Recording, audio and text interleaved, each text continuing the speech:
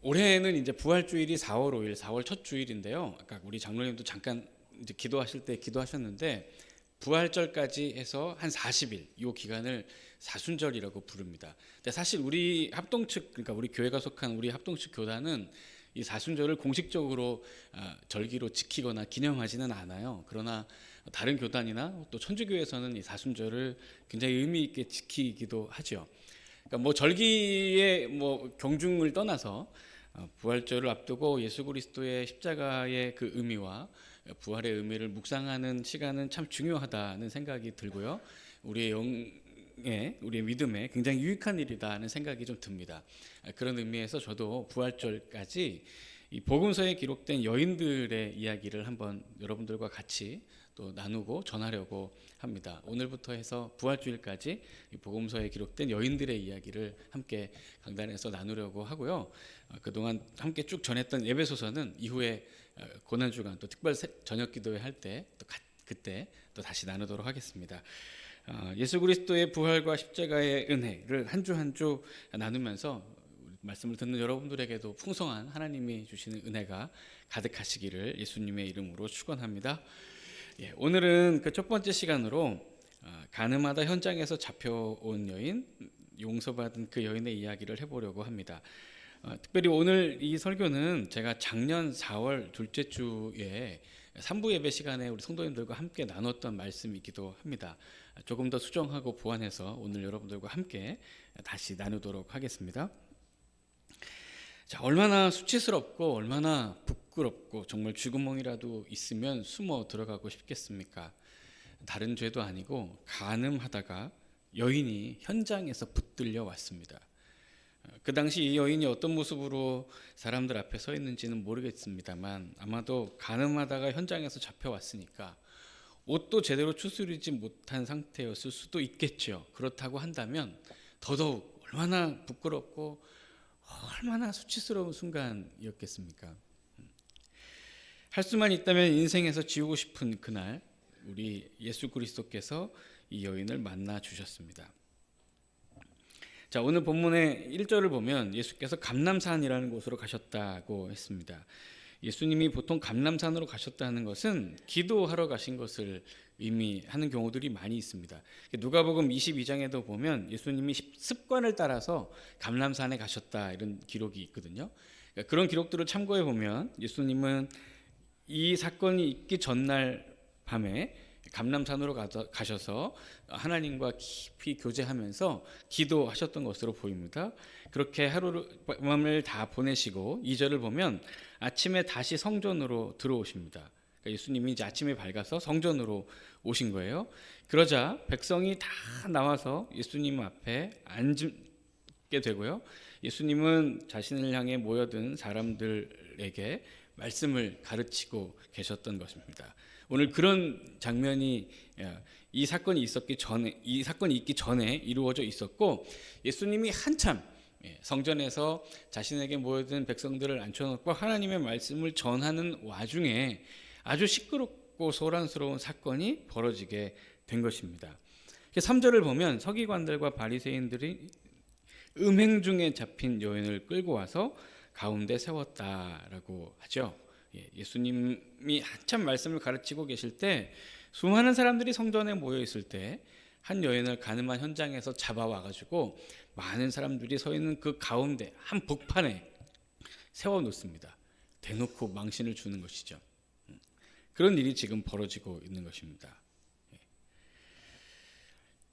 자, 오늘 본문의 6절을 보면 이 서기관들과 바리새인들이 간음한 여인을 잡아서 예수 그리스도 앞에 사람들 앞에 세워놓은 이유에 대해서 이렇게 설명을 하는데요. 그들이 이렇게 말하면 고발할 조건을 얻고자 하여 예수를 시험함이로라고 했습니다. 자, 지금 이 서기관들과 바리새인들은 예수님을 고발하고자 함정을 판 것입니다. 지금 간음하다 현장에서 잡혀온 여인은 모세의 율법에 의하면 돌로 쳐 죽이게 되어 있습니다. 만약에 이 여인을 돌로 쳐 죽이지 않으면 모세의 율법을 범하게 되는 것이죠. 유대인으로서 하나님의 말씀인 모세의 율법을 범하는 일은 아주 큰 죄가 됩니다. 그러니까 모세의 율법을 범한 예수님을 고발할 수 있는 조건이 됩니다. 그런데 이 상황에서 이 여인에게 돌을 던져서 죽게 하라고 얘기할 수도 없습니다. 왜냐하면 이때는 이스라엘이 로마 제국의 포로가 되어서 식민 통치를 받고 있었던 시절이었잖아요. 그러니까 식민 지배를 받고 있었던 나라의 백성들은 절대로 독자적으로 사형을 집행할 수 있는 권한이 없었습니다. 그러니까 로마 정부에 법적으로 신청을 하고 엄정한 법 집행을 통해 사형을 집행해야 했기 때문에 만약에 로마 법정을 거치지 않고도 죽이라, 돌을 던져서 죽이라고 명령하면 로마의 실정법을 어기게 됩니다. 그래서 로마의 법정에 예수님을 고발할 수 있는 조건이 됩니다. 그러니까 이러나 저러나 죽이라고 하든 살리라고 하든 이 바리새인들과 서기관들은 이 여인도 여인이지만 예수님을 고발해서 예수님을 넘어뜨리려는 목적으로 지금 이 상황을 철저하게 기획하고 연출하고 있는 것입니다. 오늘 이 본문을 가만히 들여다보면 야, 진짜 사람이 이렇게 못됐나?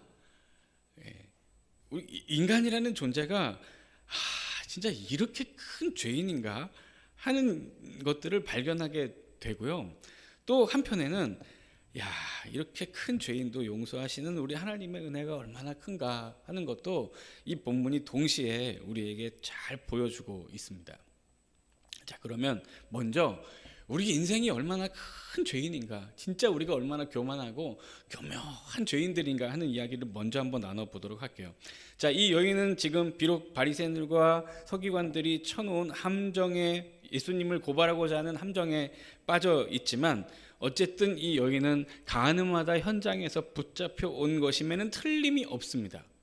맞죠? 그건 부인할 수 없는 사실이에요.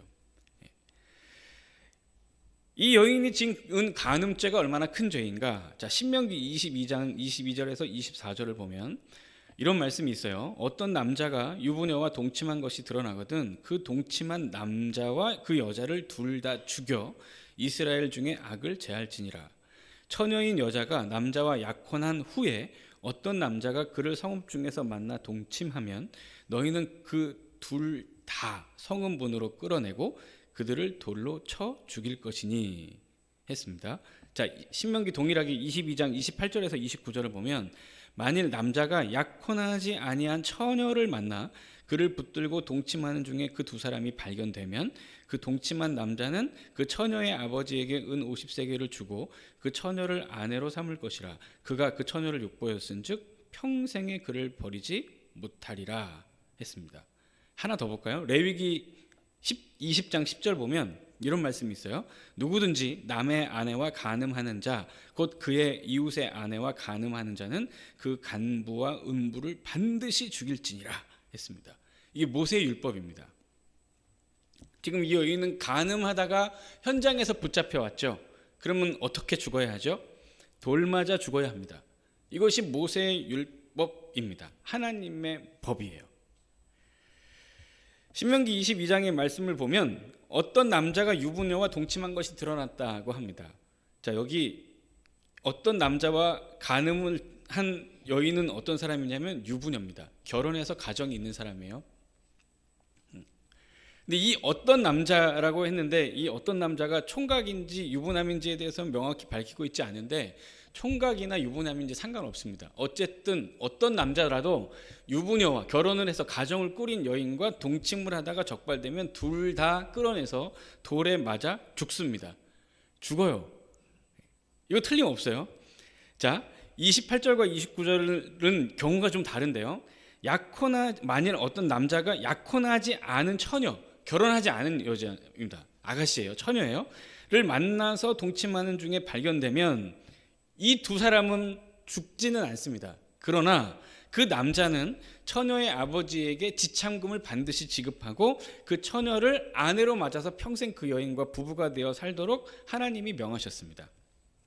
그러니까 보면 이렇게 정리를 할 수 있어요. 유부남과 유부녀가 동침했다. 죽습니다.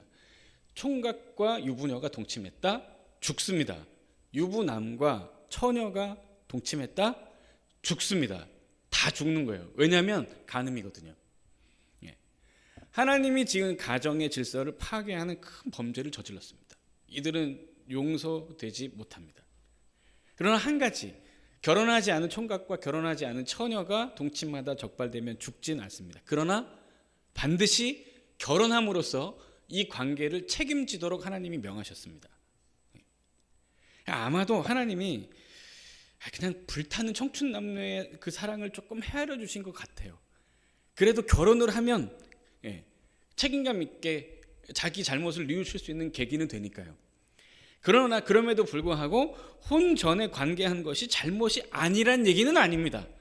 돌에 맞아 죽는 처벌이 아니라 결혼하는 책임으로 그 죄값을 치르도록 한 것이지 잘못이 아닌 게 아니에요. 분명히 잘못이에요. 혹시 말씀을 듣고 있는 가운데 우리 청년들, 아직 시집 장가가지 않은 청년들, 여러분 혼전에 관계하는 거 죄입니다. 죄예요. 이 세상이 뭐라고 얘기하든지 그런 거하고는 상관없습니다. 분명히 잘못된 거예요. 잘못된 건 잘못된 거예요. 그런 실수하지 않기 바랍니다. 당연히 가정이 있는 경우들은 뭐 두말할 것도 없습니다.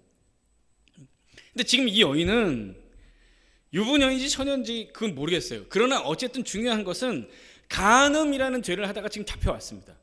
감히 하나님의 창조의 질서를 파괴하는 죄를 짓다가 현장에서 적발된 죄인입니다. 얼마나 큰 죄인입니까? 얼마나 큰 죄인이에요. 한 가정을 짓밟고 자신의 인격을 짓밟은 엄청난 죄, 하나님의 창조의 질서에 도전한 큰 죄를 지금 진 겁니다. 그래서 하나님도 모세의 율법에 명확하게 규정했습니다. 이런 죄인을 용서하지 말고 돌로 쳐 죽여서 반드시 그 이스라엘 우리 하나님의 민족에서 그들을 제할 것을 하나님이 분명하게 말씀하셨습니다. 그러니까 이 여인은 지금 큰 죄를 지었어요. 죽을 죄를. 돌에 맞아 죽을 죄를 지었습니다. 큰 죄인이에요. 부정할 수가 없습니다. 그러면 이 여인을 이끌고 온 사람들, 바리새인들과 서기관들을 한번 볼까요? 아까도 얘기했죠? 제가 설교 초반에도 얘기했습니다. 지금 이 사람들의 관심은 가늠하다 현장에서 잡혀온 여인이 아닙니다. 그들이 연출한 이 상황에 그녀는 배우의 역할을 했을지도 모릅니다. 중요한 것은 예수님을 함정을 파서 넘어뜨리려고 한 것입니다. 물론 가늠한 여인이 잘못이죠. 그러나 다른 사람의 실수와 죄를 이용해서 또 다른 사람을 무너뜨리고 그 위에 군림하려고 하는 교묘한 이기심과 죄악을 지금 이들은 범하고 있습니다. 큰 죄죠. 자, 예수님이 이 가늠한 여인을 앞에 세워놓자 7절 그리고 8절을 계속 보면 예수님이 두 번이나 땅에다 무엇을 쓰십니다. 처음에 땅에다 뭘 쓰고 너희 중에 죄 없는 자가 돌로 쳐라 이 얘기를 하시고 다시 목문을 굽혀서 땅에다가 뭘 이렇게 막 쓰십니다. 자, 지금 이 예수님께서 이 현장에서 땅에다가 쓰신 내용이 뭘까? 도대체 뭘 썼길래 죄 없는 자가 돌로 치라고 할 때 이 사람들이 다 돌아갔을까 하는 이 부분에 대해서 수천 년 동안 이 교회가 이 부분을 연구하고 공부하고 추측했습니다. 이게 많은 견해들이 있는데 초대교회들의 견해 중에 대표적인 것이 무엇이냐면 어거스틴이라는 사람이 이 부분을 이렇게 해석해요. 예수님이 그들의 양심을 찌르기 위해 예수님은 바리새인들의 숨겨진 죄를 다 쓰셨다 이렇게 기록을 합니다. 또 우리 개혁주의자인 칼빈을 보면 주께서 바리새인들의 이름이나 그들이 지은 죄를 흙에 기록하셨다 이렇게 해석을 하기도 했어요. 그 다음에 제가 좋아하는 매트 힐리라는 신학자가 예수님이 그들의 죄 목록을 써내려 가심으로써 침묵 속에 심판을 행하신 것이다 이런 견해를 또 밝힙니다. 또 현대에 들어서 이런 요한복음을 연구하는 학자들 중에 재미있는 견해들이 있는데 이런 내용들을 뭐 추측이니까 하는 사람들도 있어요. 어떤 사람은 이렇게 얘기합니다. 지금 가늠하다 현장에서 잡혀온 이 여인 있잖아요. 이 여인과 동침했던 남자들이 분명히 거기에 있다. 그래서 그들의 이름을 콕 찍어서 쓰셨을 것이다. 이렇게 이제 뭐 짐작하는 사람도 있고, 그 다음에 이 여인을 잡아온 바리새인들과 서기관들이 이미 간음죄를 저지른 이미 첩으로 삼은 여자들의 이름을 거기다가 쭉 나열해서 쓰셨을 것이다. 뭐 이런 추측을 하는 학자들도 있습니다. 근데 아무튼 대부분 이게 교회들이 이 본문을 해석하면서 예수님이 무엇을 쓰셨을까에 대해서 공통된 견해가 무엇이냐면, 확실하지는 않지만 추정이지만 아마도 이들이 돌아간 것을 보면, 양심의 가책을 느끼고 돌아간 것을 보면 아마도 예수님이 분명히 이들이 부인할 수 없는 죄들을 열거하신 것이면 틀림이 없지 않을까 우리가 생각해 볼 수 있습니다. 그럼 만약에 정말 재미있는 상상이 진짜여서 예수님이 이들이 지은 죄의 목록을 쫙 지금 땅바닥에 기록하고 계실 때, 예수님이 이들이 지은 간음죄를 거기다가 적으면서 실제로 이 여인을 잡아온 바리새인들과 서기관들이 실제로 간음을 저지른 그 여자들의 이름을, 목록을 쫙 여기다 적었다고 한다면, 그게 사실이라면 지금 간음하다가 현장에서 잡혀서 수치를 당하고 있는 이 여인하고 이 여인을 잡아온 바리새인과 서기관들하고 다를 것이 있습니까? 다른 게 있어요? 다른 게 있긴 하죠. 뭐가 다르냐면 재수 없이 걸린 것이 다르죠. 이 사람들은 운 좋아서 안 걸렸을 뿐입니다. 그러니까 이 바리새인들과 서기관들, 그리고 잡혀온 이 여인들, 잡아와서 정죄하고 있는 사람들과 잡혀와서 정죄를 당하고 있는 사람의 차이가 뭐냐면, 걸렸냐 안 걸렸냐, 드러났냐 드러나지 않았냐, 사람들이 알게 되었냐 아직도 모르고 있느냐, 그 차이밖에 없습니다. 그러니까 걸린 죄인 안 걸린 죄인, 드러난 죄인 드러나지 않은 죄인, 아직 다 알려지지 않은 죄인, 이미 다 밝혀진 죄인의 차이밖에 없어요. 똑같습니다. 차이가 없어요. 그러나 우리 하나님은 다 아시고 우리 예수님도 다 아셔서 땅바닥에 적으셨으니까 결국 하나님이 보시면 이 바리새인들이나 서기관들이나 잡아온 여인이나 똑같습니다. 다를 것이 하나도 없어요. 그 누구도 우월하다고 어깨를 뽐내면서 정죄하거나 손가락질할 수 없습니다. 어떤 사람도 이 여인에게 돌을 던질 수가 없죠. 그런데 몰라요. 이 사람들은 자기들이 죄인이라는 것을. 바리새인들과 서기관들은 자기들이 잘못하고 있다는 사실을 모릅니다. 왜 모를까요? 안 걸렸으니까요. 안 걸렸으니까 안 한 줄 알아요. 드러나지 않아서 내가 죄인인 줄을 모른다고요. 아직 사람들이 모르니까 나는 고상한 줄 알아요. 그래서 드러난 사람에게 얼마든지 손가락질하고 그들을 비난하고 정죄하고 판단해도 괜찮다고 생각하나 봐요. 진짜 못됐죠, 이 사람들. 여러분 가만히 생각해 보십시오. 우리의 모습이 이 여인이거나 아니면 이 바리새인들과 서기관들이거나 다를 것이 없습니다. 물론 우리 중에는 간음죄를 저지르거나 하진 않았죠. 우리는. 그러나 우리의 모든 삶을 다 아시잖아요. 우리 하나님이, 우리 예수님께서. 만약에 우리 일주일의 삶을 다 지켜보시고 우리의 모든 행실과 행적을 다 아는 우리 하나님께서 한번 해볼까 하고 우리의 모든 한 주간의 행적과 우리가 은밀하게 지은 죄들을 만약에 이 화면에 쫙 이렇게 띄운다면 저부터 도망갈 겁니다. 설교하다 말고. 여기 앉아서 끝까지 예배드릴 수 있는 사람 있나요? 그러니까 진짜 안 걸렸을 뿐이에요, 여러분. 드러나지 않아서 감사한 거죠. 그나마 이렇게 떳떳하게 예배 드릴 수 있는 계기가 된 겁니다. 안 걸려서요. 안 걸려서. 아직 안 걸려서. 근데 아직 안 걸려서 진짜 죄인이 아닌 줄 알아요. 이게 너무 심각하지 않습니까?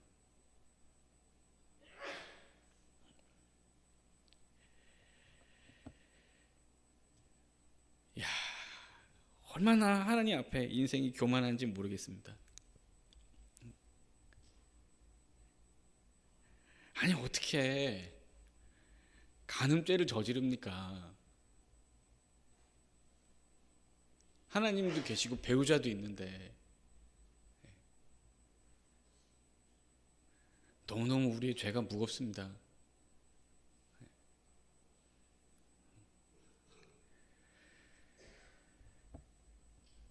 우리는 늘 항상 다른 사람들과 비교하려 하고요. 상대적으로 우위에 서려고 하는 교만함이 있습니다. 한국 사람들은 더 그런 것 같아요. 특히 이런 거 잘 따지잖아요. 당신 몇 살이야?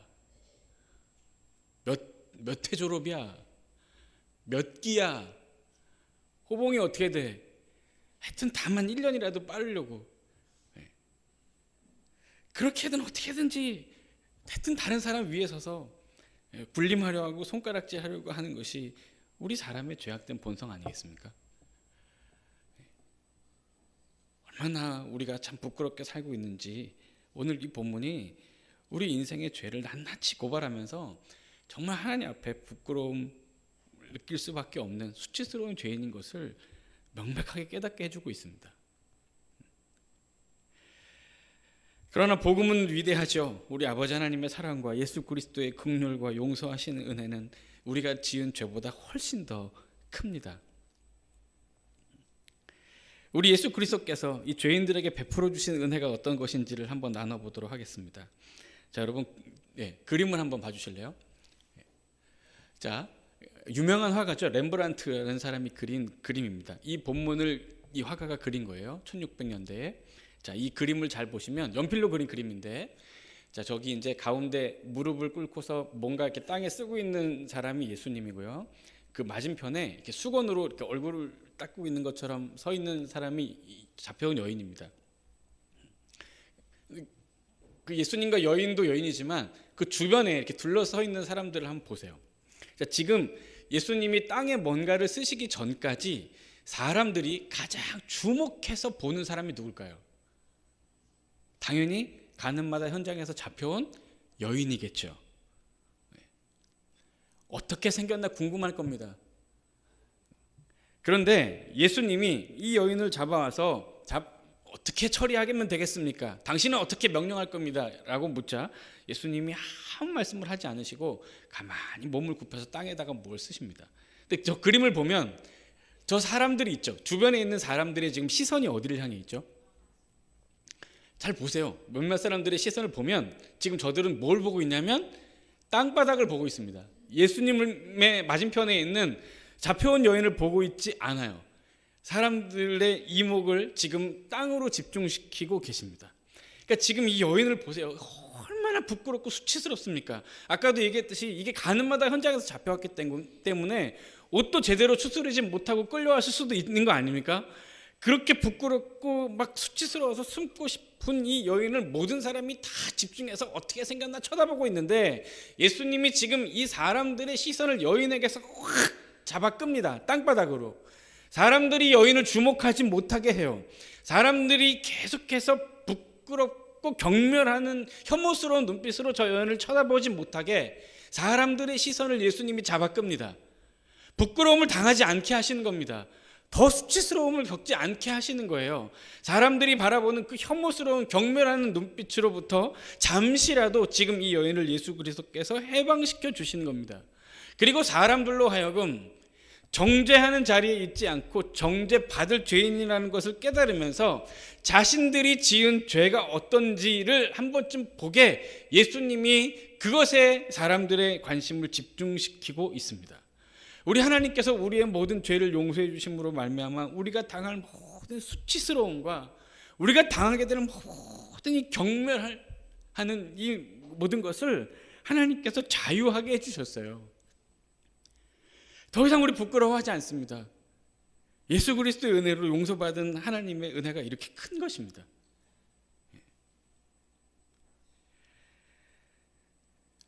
자, 땅에 두 번이나 무엇을 쓰시자 사람들은 다 양심의 가책을 느껴서 돌아갔습니다.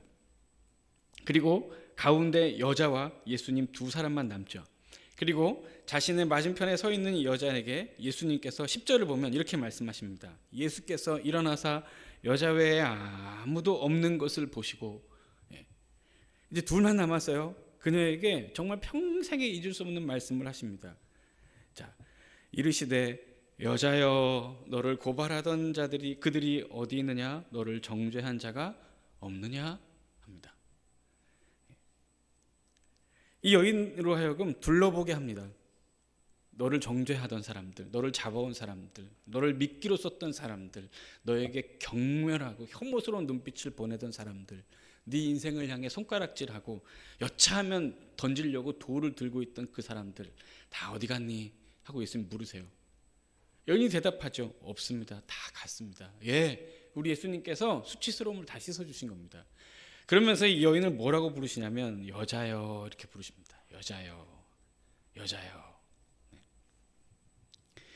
이 표현이 동일하게 요한복음 19장에서 쓰였는데 어떤 장면에서 쓰였냐면 예수님이 십자가에서 죽으시기 전에 당신의 어머니 마리아를 부르실 때 여자여 이렇게 부르셨습니다. 그러니까 이 여인을 되게 존귀하게 높여서 부르는 표현입니다. 귀나이라는 헬라어인데요. 지금 이 여인은 어떤 여인입니까? 물론 사람들에게 이용당하고 있긴 하지만 간음죄를 저지른 죄는 맞잖아요. 그러니까 돌에 맞아 죽을 여자 맞습니다. 부끄러운 죄를 짓고 수치를 당할 죄인이 맞아요. 맞아요. 이 여인에게 손가락질을 하고 경멸의 눈빛을 보내고 혐오의 눈빛을 보내면서 욕을 하고 상스러운 말로 그녀를 불러도 전혀 무방한 상황입니다. 그러나 그럼에도 불구하고 우리 예수님은 이 여인을 존귀하게 부르십니다. 여자여, 여자여. 비록 심각한 죄의 때가 그녀에게 잔뜩 묻어 있지만 그녀를 죽을 죄인으로 보지 않으십니다. 영원 전부터 계획하셨던 아름다운 하나님의 자녀, 하나님의 형상으로 보고 이 여인을 존귀하게 부릅니다. 여자여, 여자여.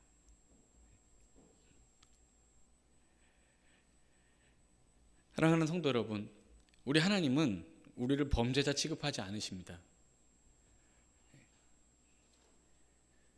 그분은 큰 죄인인 우리에게 욕설을 하거나 비방하는 말투로 우리를 부르시지 않습니다.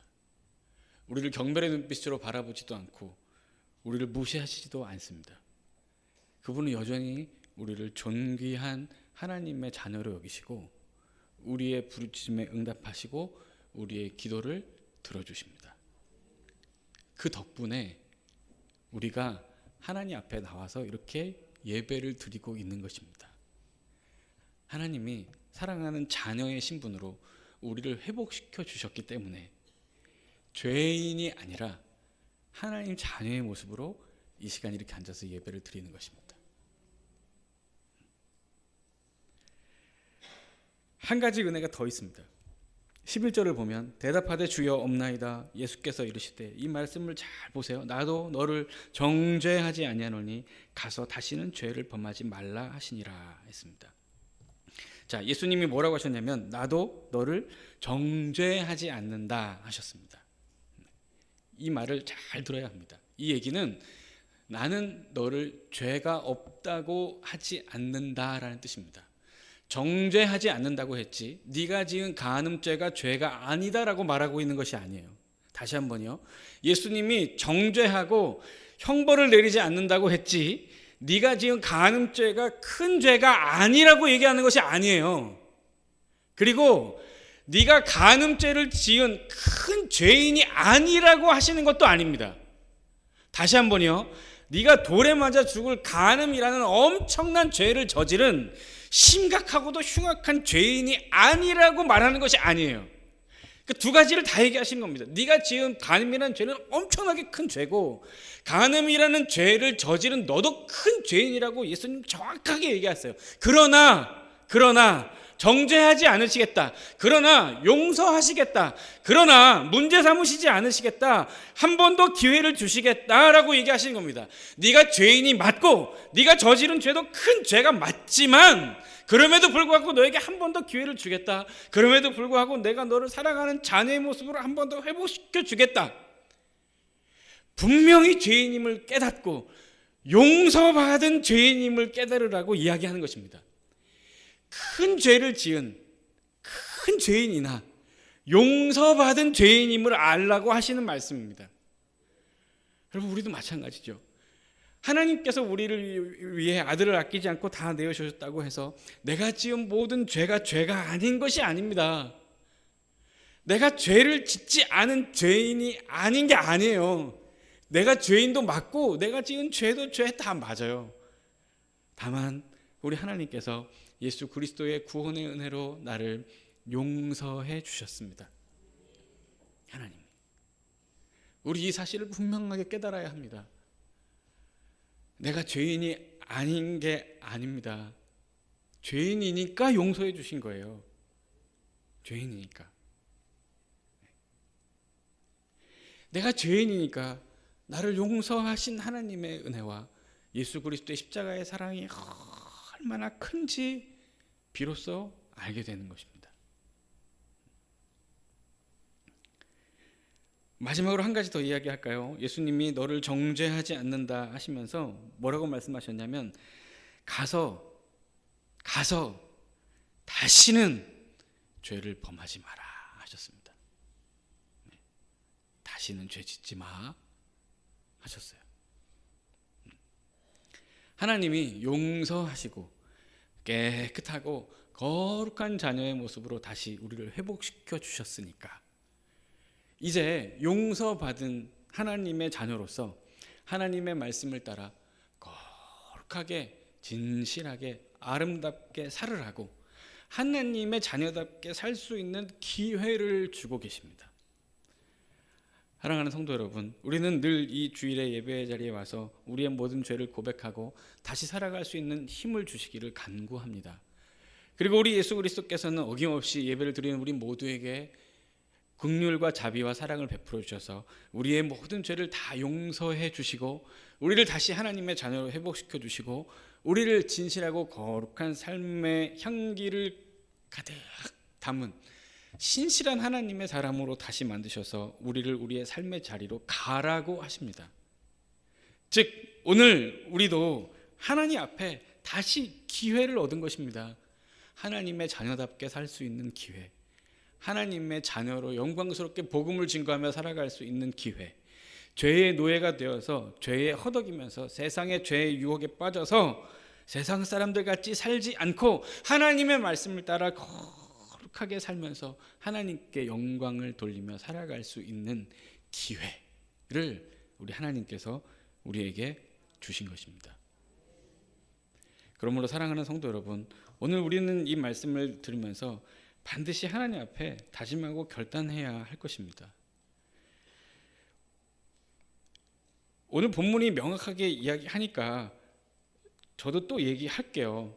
뭐 여러분들은 전혀 안 그러시지만 그래도 우리 사람이니까 조심해야 될 것 같아요. 경각심을 가져야 할 겁니다.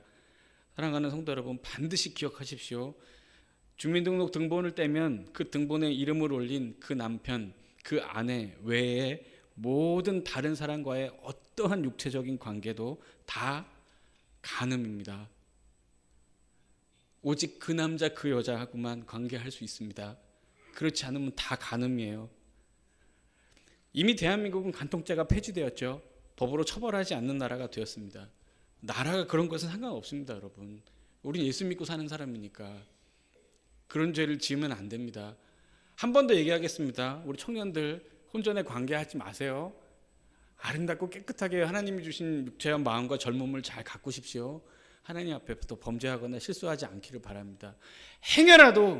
행여라도 우리의 삶에 이런 큰 죄의 흔적이 남지 않기를 바랍니다. 그뿐 아닙니다. 여러분, 지금 혹시라도 뭔가 다른 사람들과 비교해서 우월하게 생각돼서 비판하고 손가락질하고 한마디 하려고 했던 거 있으시면 그냥 내려놓으세요. 아니, 누가 누구한테 얘기를 합니까 지금? 누가 누구한테 한마디를 하려고 하는 거예요 지금? 아니, 안 걸렸을 뿐이잖아요. 안 걸렸을 뿐. 안 걸린 게 그렇게 자랑이라서 지금 돌 던지려고 그렇게 준비하고 계시는 겁니까? 그러면 안 되지 않을까요? 우리도 걸렸으면 지금 비참하게 수치를 당하고 있을 텐데 안 걸렸을 뿐이니까 감사하게도 하나님이 또 한 번의 기회를 주신 거니까 우리 소중하게 생각해야죠. 그 기회를. 다른 사람을 향해 던지려고 했던 돌들도 다 내려놓으십시오. 그리고 우리는 다 스스로 알고 있습니다. 반복적으로 끊어내지 못하는 그 죄가 뭔지, 우리가 하나님 앞에서 치명적으로 약한 것이 무엇인지 우리 다 알죠. 여러분 간절히 기도하십시오. 성령 하나님께서 그 죄성들이 막 꿈틀꿈틀 할 때마다 더 큰 성령의 역사로 잘 제어가 되도록 기도하면서 이 한 주간을 또 살아갈 수 있는 은혜가 있기를 바랍니다. 사랑하는 성도 여러분, 부끄럽고 참 수치스러운 죄로 고개를 들지 못하는 이 여인, 예수 그리스도는 그녀를 깊이 홀로 만나시면서 그의 모든 죄를 용서하시고 정죄하지 않으신다고 말씀해 주셨습니다. 이 여인을 남겨두고 돌아간 사람들도 마찬가지입니다. 그들의 죄의 목록을 그냥 땅에 쓰셨을 뿐입니다. 그 이상 그 어떤 조치도 더 취하지 않으셨습니다. 이들에게 나도 죄인임을 일깨워 주시는 은혜를 베푸신 것입니다. 이 여인이나 현장에 있던 사람들이나 동일하게 예수 그리스도 앞에서 나는 큰 죄인임을 깨닫게 하시는 은혜를 베풀어 주셨습니다. 그래서 용서하시는 하나님의 은혜가 필요한 사람의 존재임을 또 깨닫게 하셨습니다. 그리고 용서받은 하나님의 자녀로 정결하고 거룩하게 살아갈 수 있도록 힘과 능력을 주시는 은혜도 경험한 사람들입니다. 사랑하는 성도 여러분, 오늘도 분명히 우리 말씀 들었습니다. 분명히 하나님의 뜻을 전달받았습니다. 우리 진실하게 거룩하게 잘 삽시다. 용서받은 죄인, 용서받은 하나님의 자녀, 진실하고 거룩하게 살아갈 수 있는 기회를 받은 소중한 우리의 삶을 말씀으로 정결하게 잘 가꾸고 하나님께 영광 돌리는 저와 여러분들의 삶이 되시기를 예수 그리스도의 이름으로 축원합니다. 하나님 아버지 감사합니다. 용서해 주셔서 감사합니다. 정죄하지 않으시고 하나님의 자녀로 회복시켜 주셔서 감사합니다. 이 큰 은혜와 사랑을 기억하며 살게 하여 주옵소서. 감사합니다. 예수 그리스도의 이름으로 기도드립니다. 아멘.